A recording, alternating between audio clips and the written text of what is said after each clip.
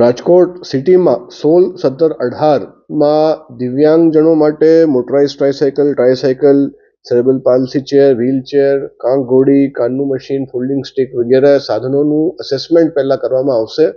16 તારીખે ward number 1 થી 6, પછી 17 તારીખે વોર્ડ નંબર 7 થી 12 અને 12 થી 18નું જે છે 18 તારીખે અસેસમેન્ટ કેટી શેઠ ચિલ્ડ્રન હોસ્પિટલ જે સિવિલ કેમ્પસમાં આવેલી છે ત્યાં કરવામાં આવશે. એમાં જે ખાસ કરીને આવકના દાખલા, યુડીઆઈડી કાર્ડ, જે સમાજ સુરક્ષા ખાતાની બીજી GMDPS યોજનામાં જે માસિક પેન્શન મળે છે, સંત સુરદાસ યોજનામાં જે માસિક પેન્શન મળે છે, એ પ્રકારની અરજીઓનું પણ નિકાલ કરવામાં આવશે.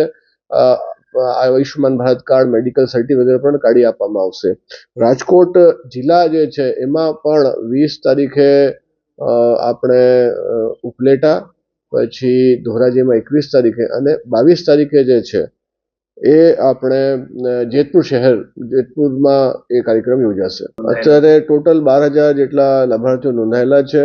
આપના થકી હું તમામને વિનંતી કરું છું કે પોતાના વોર્ડમાં જે તારીખ ફાળવેલી છે એ પ્રમાણે બધા આ કેમ્પનો લાભ લે.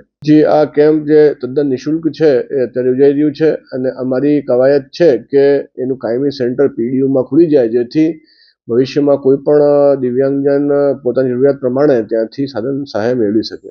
સાંજ સમાચાર ફેસબુક પેજને લાઇક કરો, વિડીયો શેર કરો અને વધુ વિગતવાર સમાચાર માટે sanssamachar.net વિઝિટ કરો.